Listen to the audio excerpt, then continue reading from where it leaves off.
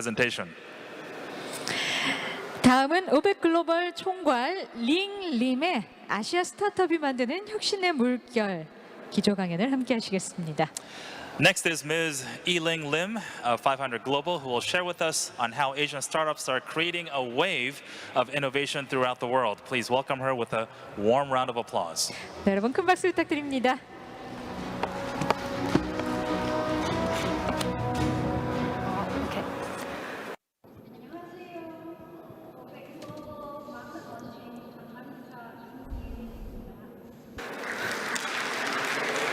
오늘 여러분 앞에서 키노트 발표를 하게 되어서 영광스럽게 생각합니다. 이 자리에 초대해 주셔서 감사합니다. 여기까지가 제가 준비한 한국말 소개이고요. 지금부터는 영어로 발표하도록 하겠습니다.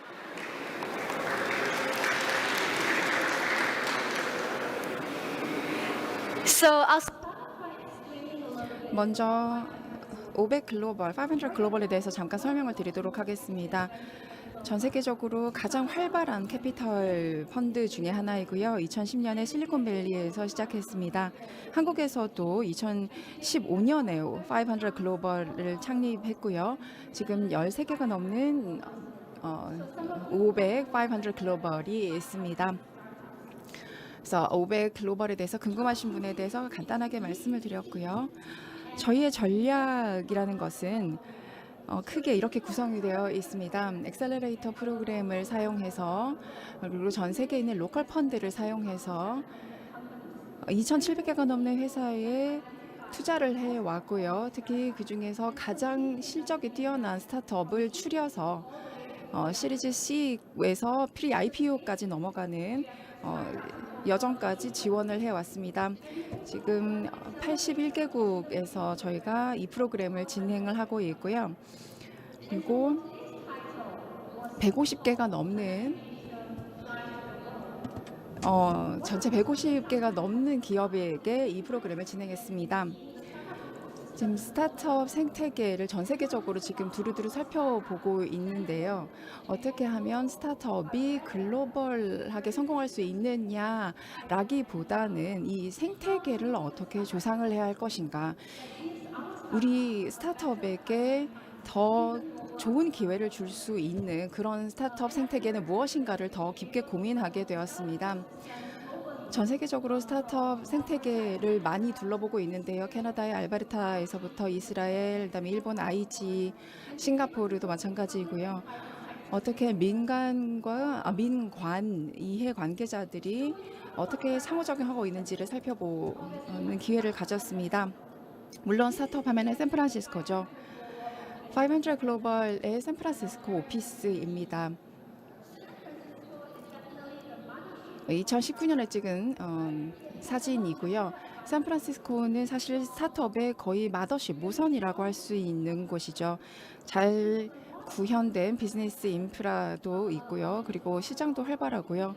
그리고 거대한 기업 환경이 잘 갖춰져 있습니다. 날씨도 좋고요. 경험도 많은 곳입니다. 그리고 미국 시장이라는 거대 시장에 액세스가 보장되어 있는 곳이죠. 하지만 샌프란시스코도 문제가 있습니다. 뭘까요? 네, 캘리포니아의 훌륭한 곳이긴 하지만 생활비가 너무 비싸죠. 물가가 너무 비쌉니다. 그래서 제대로 된 집을 찾는 것조차도 힘든 곳인데요.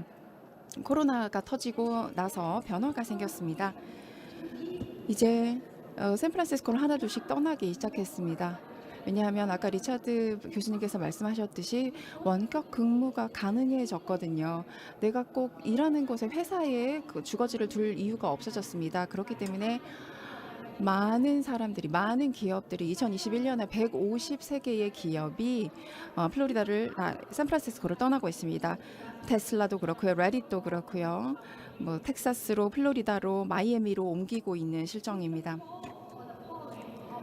그래서 이 한 생태계에 몰락이 있으면 또 다른 생태계에 부흥이 있겠죠. 마이애미입니다. 지금 마이애미도 저희가 이제 작년에 마이애미로 옮겼는데요. 마이애미 많은 장점이 있습니다. 우선 첫 번째는 세제 혜택입니다. 개인 소득세가 없고요. 엄청난 혜택이죠. 그리고 두 번째는 바로 큰 시장에 대한 액세스를 보장해주고 있습니다. 남미 시장, 유럽 시장에 대한 액세스, 그리고 세 번째는 어마어마한 인재풀입니다. 남미 시장 그리고 유럽 시장에 대한 인재풀의 접근이 용이해지죠. 그래서 마이애미 지역에 일하고 있는 전문 인력들의 39%가 마이애미 출신이 아니라고 합니다. 다 외국인이라는 거죠. 외부인이라는 거죠. 그리고 2018년에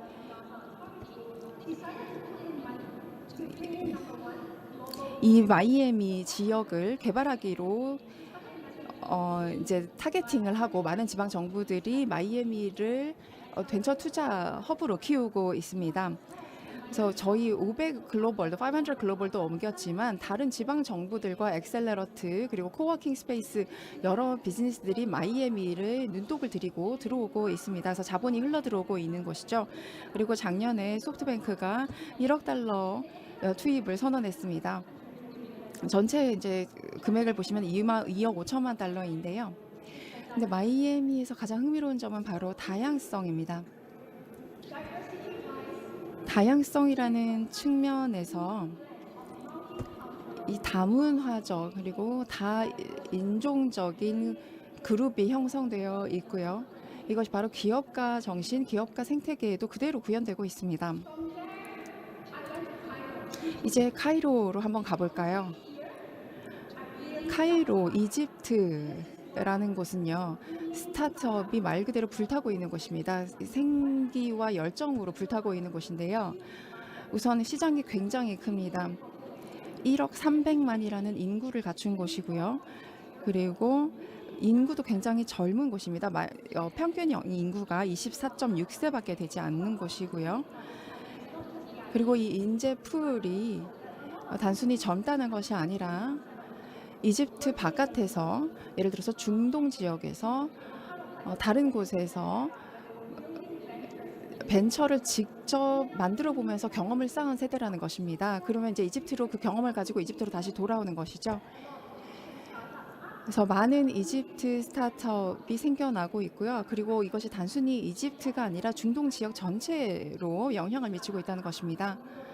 그래서 중동에 있어서 물론 이집트와 사우디가 경쟁을 하고 있는 구도긴 합니다. 사우디가 훨씬 더 현금이 많은 나라이기도 하고요. 이제 싱가포르로 가보겠습니다. 제 고향이죠. 싱가포르는 당연히 스타트업 강국입니다. 하지만 아시아의 스타트업이 되기 위해서는 장벽이 많았습니다. 600만밖에 없는 인구인데요. 하지만 그럼에도 불구하고 4,000개가 넘는 스타트업이 번성하고 있습니다.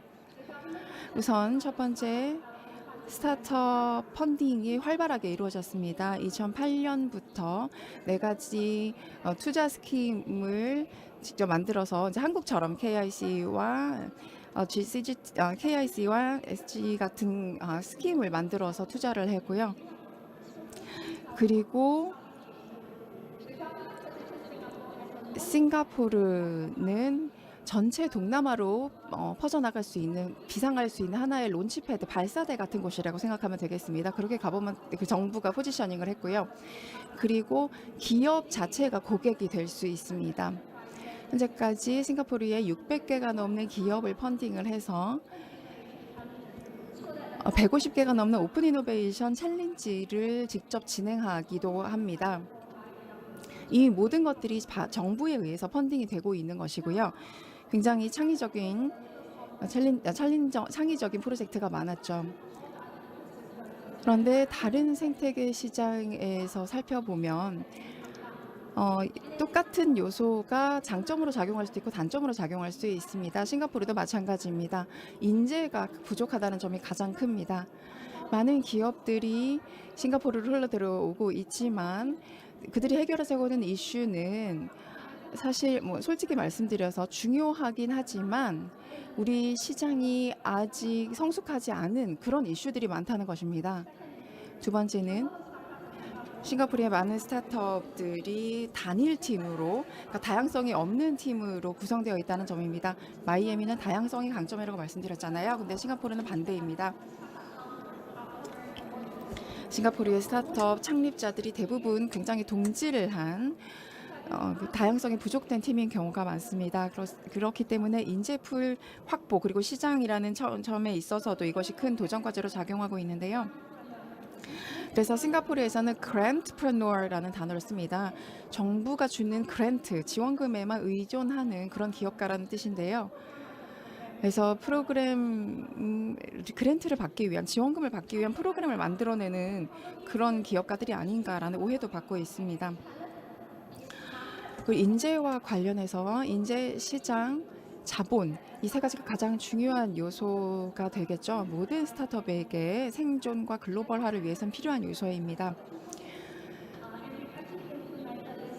그리고 이 틀을 많은 나라의 알베르타, 아이치, 마이애미, 사우디에 똑같이 에코6라는 이 툴을 적용을 했는데요. 첫 번째는 우선 인재풀이 가장 중요하다는 것입니다. 로컬 탤런트, 우리나라 내일 수도 있고요. 하지만 글로벌 탤런트를 우리나라에 들여오는 것도 포함이 될 수 있습니다. 예를 들어서 이집트와 사우디 같은 경우에 인구가 비교적 젊은 경우에는 코딩 스쿨, 기업가 정신 교육이라든지 여러 가지 프로그램을 통해서 실행을 통해서 젊은 인재들을 끌어들일 수 있습니다. 싱가포르 같은 경우 테크 패스트라든지 언트레 패스트라든지 여러 프로그램을 통해서 외국 인력들을 싱가포르로 불러들이는 그런 성과를 얻어냈습니다. 그래서 싱가포르 같은 경우에 사실 이런 프로그램을 통해서 여전히 싱가포르에서 기업 활동을 하는 그런 실제적인 실적도 있는데요.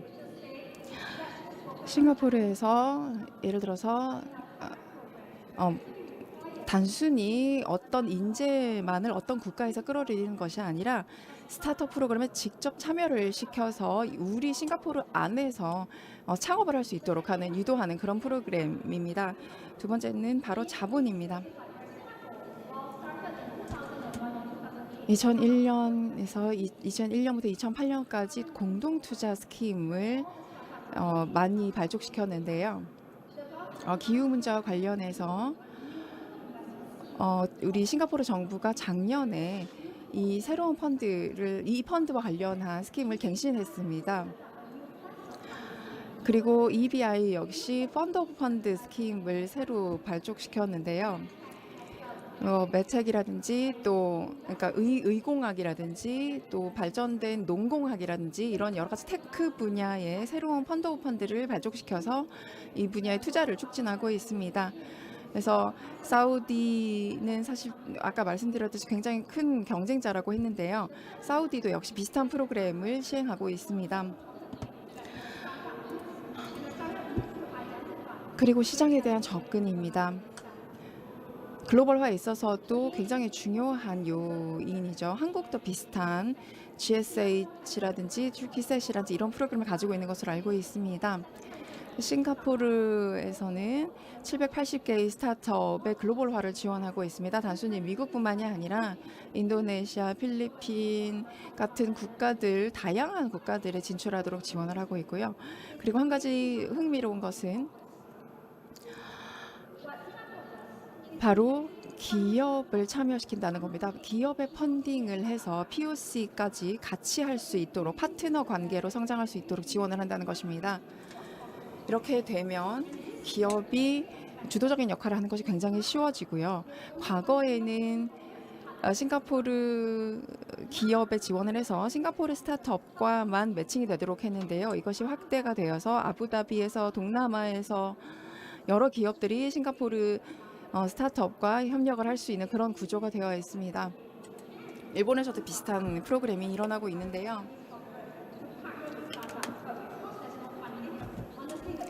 하지만 문제는 펀딩이 없더라고요. 그래서 이제 혁신이 일어나는 것이 조금 속도가 느려지는 단점이 있고요. 세 가지에 대해서 말씀을 드렸습니다. 그리고 생태계의 부흥과 성소에 대해서도 말씀을 드렸는데요. 세 가지 트렌드에 대해서 말씀드리고자 합니다. 물론 다 아시는 얘기겠지만 제가 그냥 간략하게 말씀드리고자 합니다. 첫 번째 트렌드는 스타트업의 인력 43%가 2022년 말까지는 프리랜스로 전환될 것이다라는 것입니다. 코로나 때문이죠. 그러면 스타트업에게 어떤 함의를 가질까요? 첫 번째는 인재가 이제 인재풀이 글로벌화해졌다는 것. 이제 어디서든 인재를 구할 수가 있다는 것입니다. 하지만 이제 뭐 공학 분야의 인재가 너무 인건비가 낮은 곳이었든지 그러면 필리핀 스타트업이라고 하면 싱가포르의 인재가 인건비가 예전에는 지리적으로 제한을 받는 측면이 있었습니다. 예를 들어서 싱가포르는 필리핀에서만 구해야 되고요. 또 동아시아는 동아시아끼리만 구해야 되고 하지만 이제는 더 이상 그것이 트렌드가 아닙니다. 아예 전 글로벌적으로 기술이냐 고기술로 갈 것이냐 고급 인력으로 갈 것이냐 저비용으로 갈 것이냐라는 크게 두 가지 구조가 된다는 것입니다. 제가 싱가포르에서 지난주에 참여했던 여성 기업인을 위한 컨퍼런스 She Loves Tech라는 컨퍼런스를 했는데요. 그 이전에도 Super Return, Switch 같은 그런 여성 기업인 컨퍼런스가 있었습니다. 그리고 많은 질문을 받는데요. 싱가포르의 뭐 기회가 어떻게 되는가, 싱가포르가 잘 성장할 것인가 그런 질문이 아니라요. 싱가포르에서 사는 건 어때요? 라는 질문이었습니다. 싱가포르에 사는 게 좋나요? 싱가포르라는 곳 좋은 곳인가요? 이게 바로 두 번째 트렌드입니다. 젊은 세대에게 있어서는 내가 같이 살게 될 사람들이 누구인가 부족 같은 개념인 것이죠. 내가 이 국가를 좋아할 수 있을까? 여기서의 삶이 괜찮을까라는 것입니다. 이것이 스타트업 생태계에도 반영되고 있습니다. 내가 공간을 만들 때 내가 녹아 들어갈 수 있는, 내가 살면서 자연스럽게 동화될 수 있는 커뮤니티를 찾게 된다는 것입니다. 이것이 스타트업에서도 중요한 요소가 되고 있는데요. 또 한 가지 중요한 트렌드죠. 세 번째는 머클 사이언스를 보고 계시는데요. 글로벌 혁신 일라이언스 프로그램 중 하나입니다. 싱가포르에서 미국으로 가서 이제 미국에서 확장을 추구하는 그런 펀딩 프로그램입니다. 그래서 500 글로벌 같은 곳에서 펀딩을 받고 싶어 하는 스타트업들은 많죠. 미국에 진출해서 이렇게 펀딩을 받고 싶다. 그런데 사실 이것이 점점 어려워지고 있습니다. 왜냐하면 국가에 이미 진출해 있지 않은 벤처 캐피탈 같은 경우는 돈을 얻기가 힘들어진다는 것입니다. 한국에도 그런 기업들이 많을 거죠. 그리고 미국에서도 마찬가지라고 생각합니다. 한국으로도 진출하고 싶은 기업도 싱가포르에 많은데요. 한국 프로그램을 통해서 펀딩을 받을 수 있느냐라고 물어보시면 저희가 해드릴 수 있는 일이 없습니다. 그래서 이미 그 나라에 들어가 있는 기업들에게 더 많은 기회가 주어지고 있는 것이 트렌드, 또 한 가지 트렌드입니다. 이게 달걀이 먼저냐 닭이 먼저냐라는 상황과 비슷한데요. 그 나라에서 크고 싶으면 그 나라로 먼저 가라. 근데 그 뭐가 먼저가 되어야 될까라는 문제가 되는 거죠. 그래서 이 모든 트렌드에 대해서 말씀을 드렸습니다. 이것이 어떤 함의를 가지고 있을까요? 모든 국가가 사실 상황이 비슷하다는 것입니다. 공동투자라든지 언트레파스 같은 프로그램이라든지 비슷한 프로그램들 많이 진행이 되고 있잖아요. 근데 조금 접근을 다르게 해볼 수 있지 않을까라는 생각을 한번 해볼 수 있을 것 같습니다. 똑같은 방법을 취하면 같은 결과밖에 나오지 않으니까요. 그래서 이러한 새로운 방식들을 한번 시도해 본 사례를 말씀드리려고 합니다. 사람들이 살고 싶은 공간을 만들어내는 부분, 창업자들이 살고 싶은 나라, 그리고 기업을 하고 싶은 환경을 만드는 그 목표를 위해서는 더 이상 핀테크가 필요한 것이 아니라 fem테크가 필요합니다. 제가 제일 좋아하는 스타트업이 치프라는 기업이 있습니다. 미국에 치프가 있는데요. 3년 만에 유니콘 기업이 되었습니다. 여성 리더들, 여성 기업 리더들의 모임이라고 보시면 되는데요. 여기에 엄청난 시장 니즈가 있다는 것을 아셔야 합니다.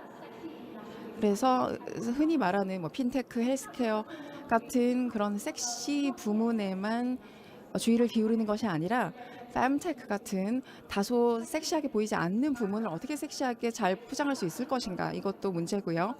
그리고 사실 미국에 많이 가고 싶어 하죠. 실리콘밸리 멋지잖아요. 하지만 미국은 이미 포화 상태입니다. 또 다른 기업들 오지 않아도 돼요. 하지만 카타르, 사우디아라비아는 새로운 기업 필요로 합니다.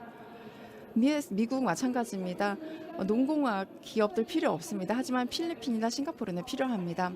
그래서 섹시 시장, 언뜻 보기에는 전통적인 섹시 시장이 아니더라도 섹시한 시장이 아니지만 엄청난 잠재력을 가지고 있는 시장이 있을 수 있습니다. 거기에 주의를 기울이셔야 하고요. 그리고 두 번째는 물론 인재죠. 다 아실 겁니다. 내가 30대, 40대, 내가 한국에 가면 한국어도 모르고 문화도 모르고 내가 가족을 다 데리고 와서 살 수 있을까? 그런 문제가 생길 수 있죠. 그래서 우리의 접근이 아예 어릴 때부터 데리고 오자라는 것이었습니다. 싱가포르에서 C그룹이라는 기업이 있는데요. 이 창립자들은 사실 다 중국 국적자이고요. 고등학생일 때 그리고 대학생일 때 싱가포르로 이 장학금 프로그램, 스칼라십 프로그램을 통해서 1990년대에 싱가포르로 들어온 분들입니다. 이때는 이제 스칼라십이나 다른 학업 프로그램을 통해서 이 미래 기업가들을 양성하겠다는 목적을 가지고 이 학생들을 초대한 거죠. 그래서 이들이 돌아가지 않고 싱가포르에서 그대로 스타트업을 시작을 하는 겁니다. 그 다음에 자본입니다. 한국이나 일본이나 대만에서 사실 그렇게 그 자체만으로는 큰 시작이 아니죠. 한국 스타트업이 미국으로 보통은 미국으로 가서 이를 확장을 하고 이런 방식을 취하고 있습니다. 더 큰 시장으로 가려는 게 대부분의 접근인데요. 하지만 저희가 좀 더 다른 접근을 해보자라고 생각을 했습니다. 글로벌 엑스pansion VC, 그러니까 아예 다른 VC를 만들어보자, 다른 벤처 캐피탈을 만들어보자. 이 벤처 캐피탈은 다른 시장에 이 다른 기업들이 진출하도록 투자를 해주는 그런 벤처 캐피탈을 지원을 해보면 어떨까, 그런 프로그램을 만들면 어떨까라는 생각을 해봤습니다.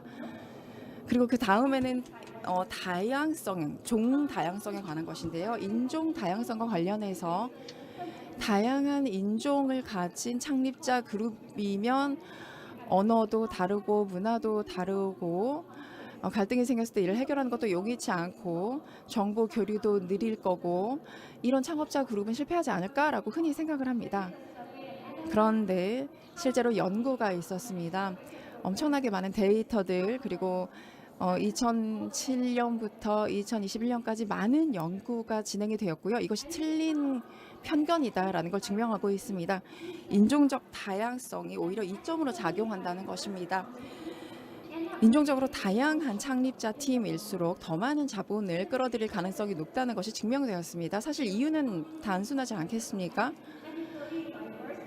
이 다양성 있는 그룹을 한번 생각해 보십시오.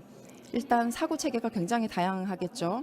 혁신의 가능성이 높아진다는 것입니다. 그리고 사실 더 직접적으로는 각각의 한 명 한 명이 각각의 네트워크라고 생각하시면 되겠습니다. 인도네시아 출신, 대만 출신, 한국 출신 이들이 당연히 성공 가능성이 높아지지 않겠습니까? 다양한 시장에 접근할 수 있으니까요. 그럼 왜 이것이 중요할까요? 2025년이면 미국에서 더 이상 다수의 인종이라는 개념 자체가 없어진다고 합니다. 그래서 앞으로 이 새로운 생태계, 새로운 시장에 어필할 수 있는 그룹을 찾으려면 아예 처음부터 다양한 그룹으로 출발해야 되지 않겠습니까?